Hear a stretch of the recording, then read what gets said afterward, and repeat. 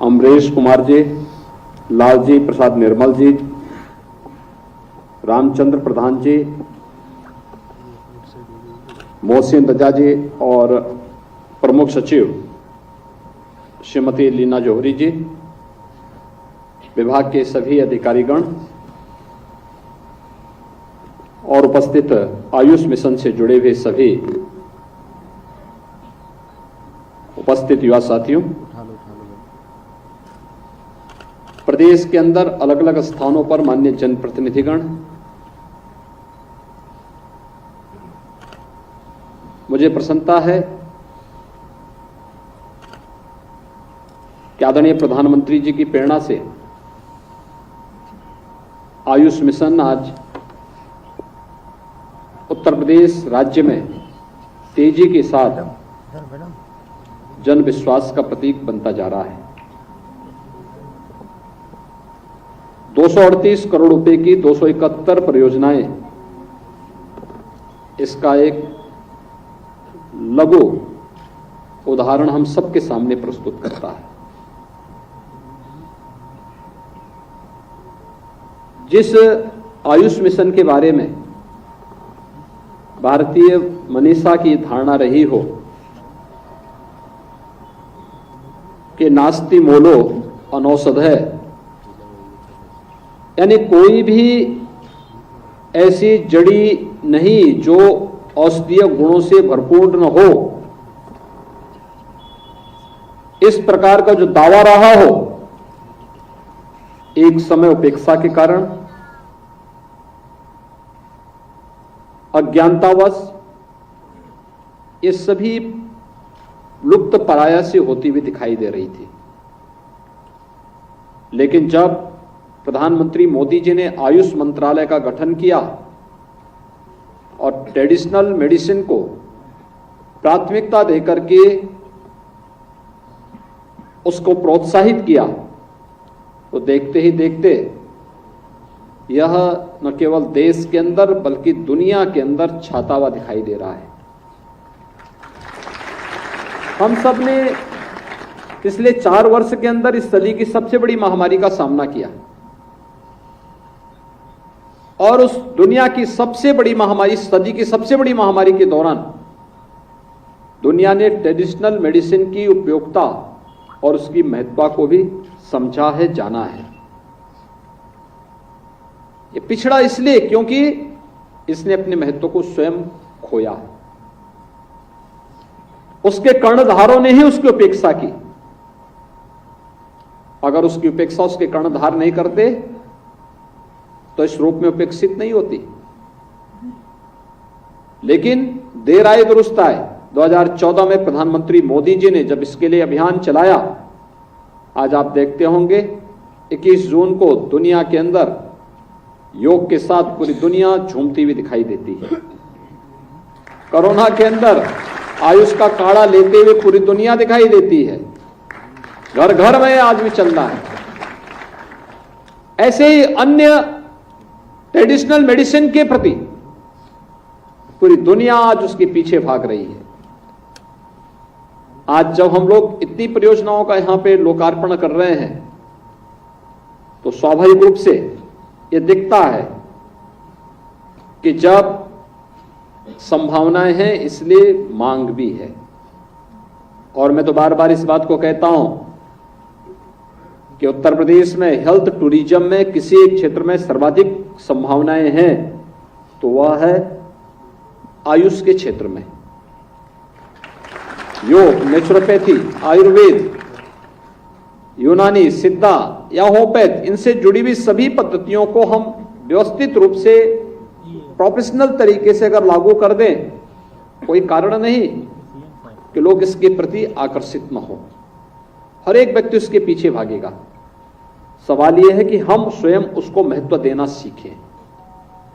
यह न केवल हेल्थ टूरिज्म के लिए, संपूर्ण आरोग्यता के लक्ष्य को प्राप्त करने के लिए, बल्कि अधिक से अधिक मात्रा में नौकरी और रोजगार के अवसर उपलब्ध कराने में भी बड़ी भूमिका का निर्वहन कर सकता है। बड़ी भूमिका का निर्वहन इसके माध्यम से हो सकता है। अन्नदाता किसानों की आमदनी को भी कई गुना बढ़ाने में योगदान दे सकता है। हमें पहल करनी पड़ेगी, हमें लगना पड़ेगा, एक दृष्टिकोण से उभरना पड़ेगा। और इसी उद्देश्य की पूर्ति के लिए विभाग ने कल एक निदेशालय के गठन की कार्रवाई को भी मूर्त रूप देना प्रारंभ किया है।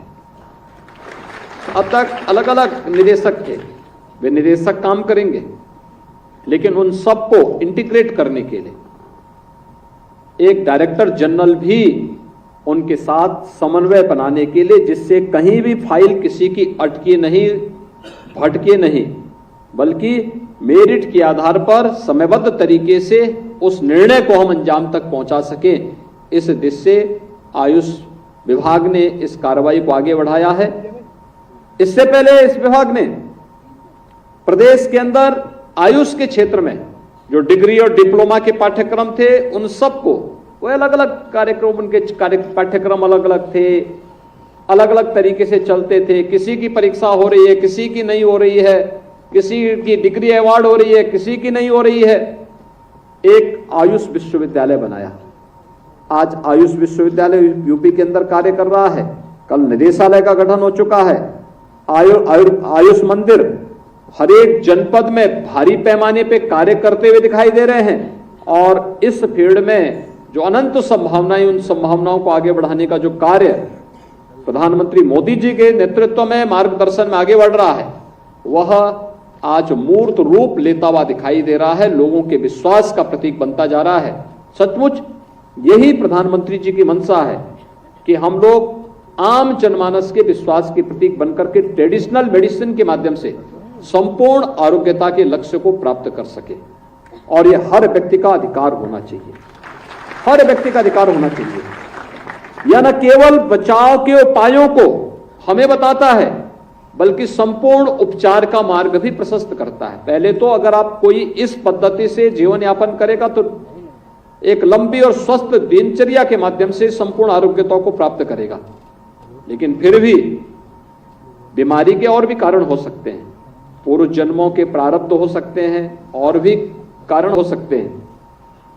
अगर उसके कारण भी हम समयबद्ध तरीके से इस पद्धति को अनुसरण करते हैं तो लंबे समय तक रोग से लड़ने की एक सामर्थ्य अपने अंदर अर्जित कर पाएंगे और उस प्रकार की किसी भी स्थिति से हम बच पाएंगे जो एक समय के बाद जब रोग अनियंत्रित हो जाता है तो व्यक्ति असहाय सा दिखता है। उस प्रकार की कोई स्थिति नहीं रहेगी।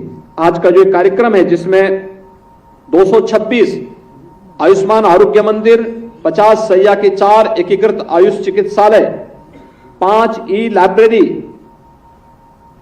प्रयागराज और झांसी में, राजकीय आयुर्वेदिक कॉलेज में छात्रावास के निर्माण का, राजकीय होम्योपैथिक कॉलेज के विभिन्न कार्यों के निर्माण का है।